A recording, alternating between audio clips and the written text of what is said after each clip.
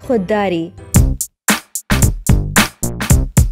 साहब खिलौने ले लो। बच्चों के लिए पिज्जा लेकर जैसे ही उमर पार्किंग में खड़ी गाड़ी की जाने बढ़ा, खिलौने बेचने वाला 12 से 13 साल की उम्र का लड़का तेजी से उसकी तरफ बढ़ा। मगर मेरे बच्चे तो बड़े हैं, वो ऐसे खिलौनों से नहीं खेलते।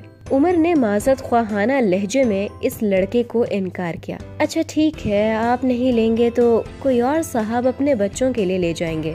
इसकी आंखों की चमक यकदम मानिंद हुई, मगर साथ ही खुद को तसल्ली भी दी। तुम पढ़ते नहीं? यकदम उमर को इसमें दिलचस्पी महसूस हुई।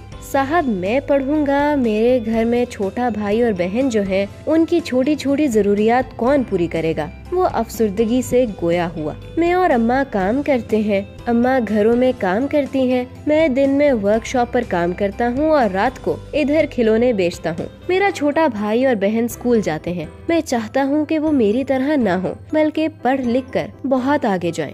इसीलिए मैं और अम्मा मेहनत मजदूरी करते हैं। अब्बा को पिछले साल फालिज का अटैक हुआ था, तब से वो बिस्तर पर हैं। अच्छा ये रख लो। उमर ने बटुए से कुछ रुपए निकालकर उसे देना चाहे। भिखारी नहीं हूँ, मेहनत करता हूँ, किसी के आगे हाथ नहीं फैलाता। अम्मा कहती हैं जो सवाल करता है कयामत के रोज उसके चेहरे पर गोश्त नहीं होगा। आप क्या चाहते हैं, मैं लोगों के आगे हाथ फैलाऊं और कयामत के दिन मेरे चेहरे पर गोश्त ना हो? उमर की बात से जैसे उसकी खुददारी को ताजियाना लगा था। अरे यार तुम तो बुरा ही मान गए। अच्छा ये बताओ, एक खिलौना कितने का है? 100 रुपए का। मगर अभी तो आप लेने से इनकार कर रहे थे। उमर को इसका ये अंदाज अच्छा लगा। यार तुम्हारे खिलौने बिक जाएं और तुम्हें क्या चाहिए? ये सारे 10 हैं साहब, ये लो इन सब के पैसे। एक खिलौना मुझे दे दो, मेरे घर में काम वाली आती है, उसके बेटे को दूंगा, बाकी तुम अपने घर के आसपास के बच्चों में बांट देना। उमर ने इसे अपना इरादा बताया। वो लड़का चला गया,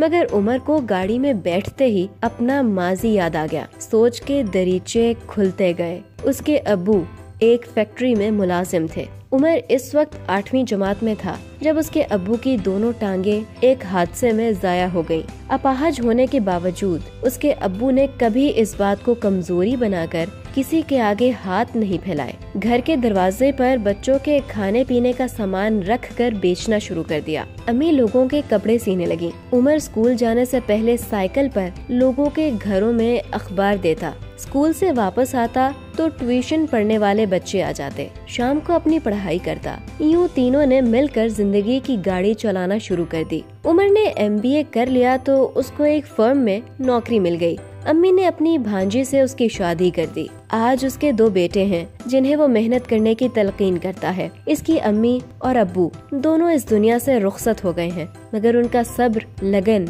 और खुददारी आज भी उमर के हम कदम है। जब भी आज इस लड़के को देखकर उसे अच्छा लगा कि आज भी ऐसे खुददार लोग मौजूद हैं। मोबाइल पर कॉल आ रही थी जो उसे माजी से हाल में ले आई। जी मेरे बच्चों, बस आया कुछ ही देर में, उमर ने मुस्कुराते हुए बच्चों को कहा और गाड़ी पार्किंग से निकाल ली।